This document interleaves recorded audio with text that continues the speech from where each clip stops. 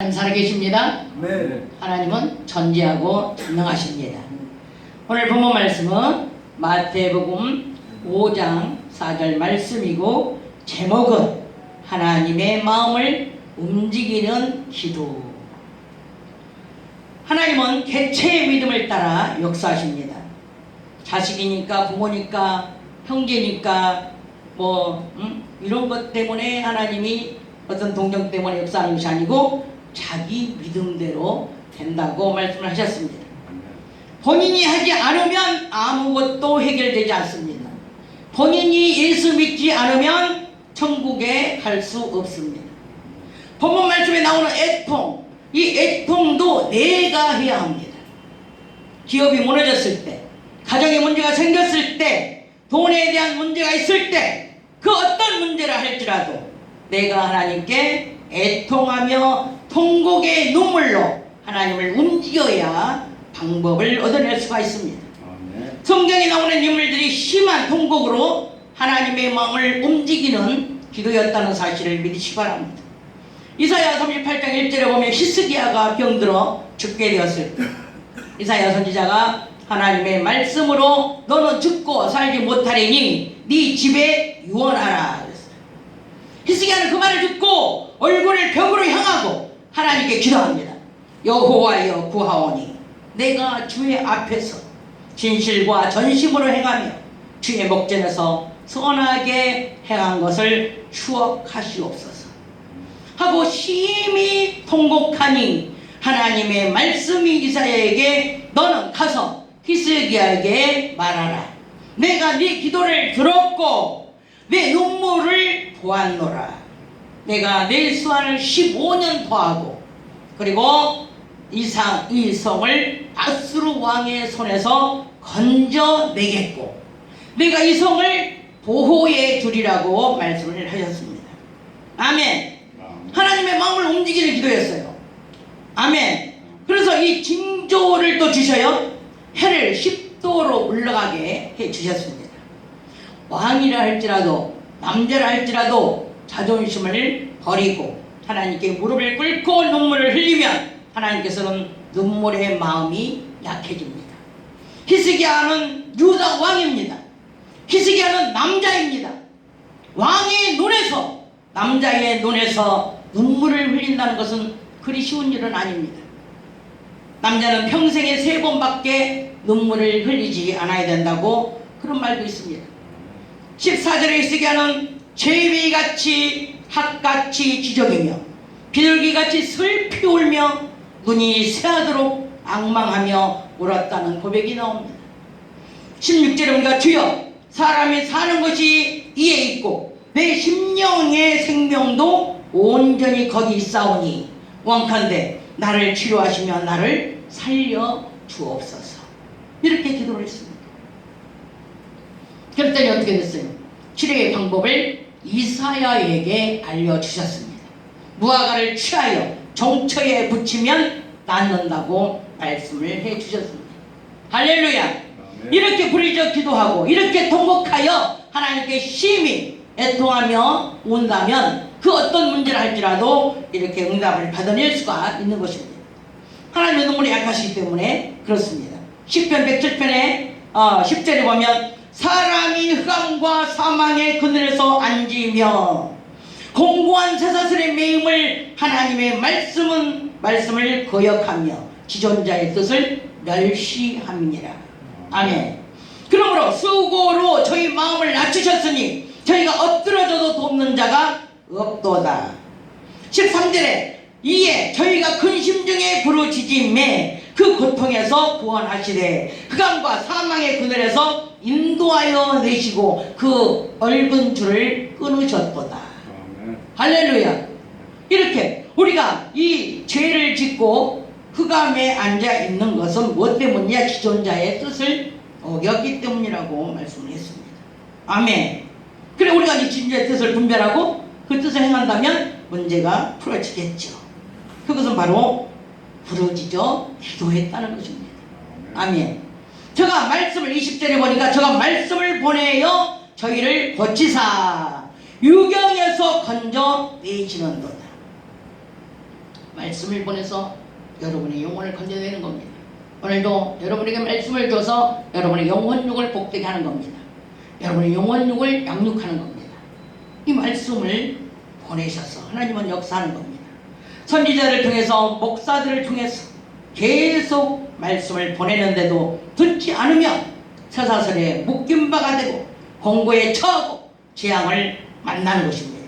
지혜로운 자는 말씀을 듣고 미리 깨어서 기도하며 가정과 나라와 교회와 기업을 지킬 수가 있는 것입니다. 어떻게 지켜요? 애통해가지고, 애통해서.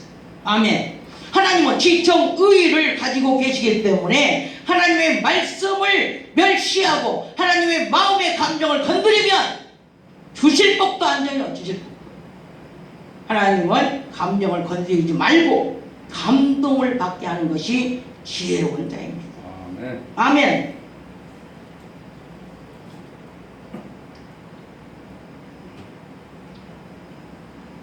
내 영혼이 깨어서 애통하며 기도할 때 천국이 준비되고 내 영혼도 도둑맞지 않습니다. 이 애통이라는 말씀은 히브리 원어로 보면 진리로 양육받기 위해 익혀 나가는 것이다. 이 무지를 깨트려 나가는 것이다. 하나님을 모르는 무지, 아버지의 마음을 모르는 무지, 하나님 아버지의 말씀 앞에 무지를 깨트리며 진리로 양육을 받는 것입니다. 내가 아버지를 몰라서, 내가 아버지 마음을 몰랐던 이 무지를 내가 깨트리면서 아버지에게 양육을 받는 거예요. 진리로 양육을 받는 겁니다. 무지가 끼어져 나갈 때는 아프지만 아버지 앞에 무지를 깨트리며 한나처럼 마음을 쏟으며 애통하는 기도를 할 때에 한나가 사무엘을 잉태한 것이 바로 위로를 받게 되는 것입니다. 아멘, 아멘. 내 무지가 깨지지 못하면 진리로 잉태하지 못합니다. 마음을 쏟는 기도가 애통하는 기도입니다. 진리로 잉태하지 못한 나의 무지를 하나님께 마음을 쏟아내며 애통해야 사무엘이 잉태되는 것입니다. 아멘. 사무엘은 말씀을 받은 자입니다. 사무엘은 말씀으로 선지자를 일으켰습니다. 사무엘은 기도했더니 나라에 전쟁이 없도다 그러면서 사무엘처럼 기도하자. 단순히 그렇게 족한 것이 아니고 그렇게 받는 것이 아니고 영적인 아들 사무엘을 낳은 한나가 자신을 하나님 앞에 깨트리며 심한 통곡으로 히스기야가 병들었을 때 기도한 것처럼 제비처럼 학처럼 비둘기처럼 슬피 울며 눈이 새하도록 앙망하였을 때 그때를 생각하면서 사무엘을 잉태하여 하나님의 위로를 받게 된 것입니다. 아멘. 한나가 그렇게 울지 않았다면 사무엘을 잉태할 수 있었을까요? 한나가 자기 자존심을 다 하나님 앞에 내려놓고 그동안 하나님의 마음을 몰랐던 거, 하나님을 몰랐던 이런 것들을 자기 무지를 다 하나님 앞에 털어놓으면서 하나님께 심히 통곡하며 기도했을 때 사무엘이라는 영적 아들을 주셔서 위로를 받게 된 것입니다. 아멘. 할렐루야. 여러분과 제가 한나가 기도하여 사무엘을 낳아 위로를 얻은 것처럼 마리아가 성령으로 잉태하여 예수님을 낳은 것처럼 한나가 되고 마리아가 되어 영적 아들을 많이 낳아야 합니다. 영적인 아들을 성령으로만 잉태할 수가 있습니다. 성령께서 진리의 말씀을 열어주지 않는다면 진리로 영적인 아들을 잉태할 수가 없습니다. 성령이 아니면 영적인 것을 이해하지 못합니다. 사무엘을 이해하지 못합니다. 한나를 이해하지 못합니다. 엘리야를 이해하지 못하고 히스기야를 이해하지 못합니다. 왜? 성령이 없는 사람은 그 성령이 하시는 일을 이해하지 못한다는 겁니다. 성령님의 조명으로 비춰주심으로써 영적인 것을 보고 영적인 것을 이해할 수가 있고 영적인 것이 가능할 수가 있는 것입니다. 육적으로 생각하고 육적인 자녀를 생각한다면 아무리 자식을 많이 낳는다 해도 하나님과는 무관입니다. 이스라엘 백성들은 하나님께 열심히 제사를 드렸지만 하나님께서 그 제사를 받지 않았습니다. 왜 그랬을까요? 육적인 생각, 인본주의 생각 이런 거 가지고 짐승만 잡아와 가지고 마음도 없는 그런 제사를 드리기 때문에 냄새만 성전에 풍기고 하나님은 관심이 없다는 겁니다. 제발 저 성전문 좀 닫아버렸으면 좋겠다 얘기를 했습니다. 하나님 아버지의 마음을 모르는 것입니다. 노인과 여인이란 그림이 있는데 노인이 여인의 젖을 빨아먹는 그런 모습입니다. 사람들은 그 그림을 보고 취해보면서 망측하게 생각하여 이해를 못하고 욕하는 사람도 있습니다. 노인은 독재주의 반대파로 옥에 갇혀서 물 한 모금도 주지 말라는 명령에 의해서 물도 못 먹고 죽을 수밖에 없는 그때에 마침 딸이 면회를 왔습니다. 그런데 아버지가 다 죽게 생겼어요. 근데 그 딸은 마침 자식을 낳고 젖을 먹이던 딸이었어요. 그래서 이 딸은 수치와 부끄러움을 개의치 않고 자기 아버지가 죽어가는 것을 보고 자기의 젖을 아버지에게 물려서 그 젖을 먹게 했습니다. 사람들은 그 상황을 모르기 때문에 이해하지 못했던 겁니다. 그 천륜의 그 부모 자식 간의 사랑을 누가 이해하겠습니까? 겉으로만 보고 육적으로만 보고 이해하지 못한 것입니다. 물 대신 젖을 먹이는 그런 딸의 효식, 그 감동적인 명화의 줄거리이지만 얼마나 우리에게 교훈을 주는지 모릅니다. 이스라엘 백성들이 하나님의 마음을 알지 못하기 때문에 이해할 수가 없어서 금송아지를 만들어 놓고 거기에 빌고 금송아지를 섬기고 하나님이라고 말하는 것입니다. 눈으로 봐야만이 이해하는 저 무지의 이스라엘 백성들, 하나님을 보여주면 그들은 죽는다는 사실을 모르는 거예요. 뭘 보려고 하지 마세요. 예수님도 도마가 보여달라고 할 때에 도마에 너는 왜 보려고 하느냐, 보지 않고 믿는 것이 더 복이 있다고 말씀을 하셨습니다. 겟세마네에 도착한 암송아지, 그 암송아지가 싣고 간 그 하나님의 언약궤, 거기 있는 사람들이 그 언약궤를 들여다보다가 얼마가 죽었냐면 5만 70명이 죽었어요. 5만 70명. 그렇게 하나님을 보려고 하는 자, 보고 믿는 것이 그 믿음이 아닙니다. 아멘. 성령님이 오셔서 저와 여러분이 하나님과 관계를 알게 하시고 겉으로만 이해하는 것이 아니라 영적으로 더 깊이 있게 성령님은 우리를 알게 하십니다. 성령님을 의지하시고 기도한다면 성령님은 아버지에 대해서 모두 다 알게 해주십니다.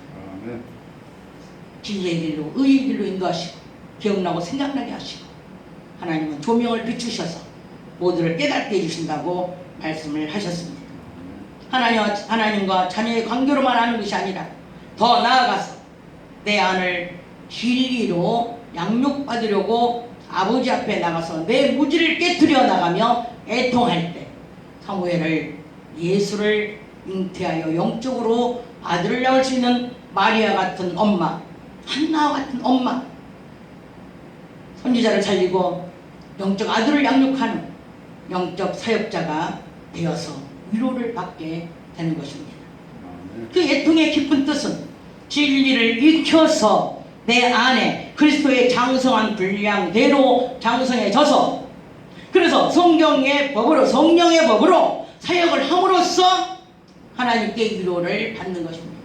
내가 사역자가 되어서 사역을 행할 때 위로를 받는 거예요. 내가 무슨 문제를 어떤 답을 가졌다고 해서 위로를 받는 게 아닙니다. 내가 출세를 해서 출세를 해서 기도했더니 이 출세가 응답으로 이루어져서 위로를 받는 게 아닙니다. 물론 그런 것도 있죠. 히스기야가 병들었을 때 애통하며 심히 통곡했을 때 히스기야가 응답을 받아서 위로를 받은 적이 있어요. 한나가 애가 없을 때 심히 통곡하여 애를 가졌으므로 위로를 받은 적도 있습니다. 우리가 육적으로도 받아야 돼요. 그렇지만 더 나아가서 더 깊은 것은 뭐예요? 진리로 익혀서 내가 그리스도의 분량까지 이루는 것을 하나님께 양육을 진리로 받아서 장성해지는 것이 바로 위로를 얻는다는 겁니다. 예수님은 히브리서 5장 7절에 심한 통곡과 눈물로 하나님께 나아갔습니다. 그래서 그것은 예수님이 무슨 육적으로 잘 되려고 그렇게 심한 통곡을 했을까요? 예수님은 영적 아들들을 많이 구원하기 위해서 그래서 심한 통곡과 눈물을 흘려주셨습니다. 아멘 아멘. 모두가 영적 사역자가 되셔서 이제 아버지께 위로를 받는 복이 있기를 그리스도 예수의 이름으로 축복하고 축원합니다. 아멘. 이 이제 말씀에 의지해서 오늘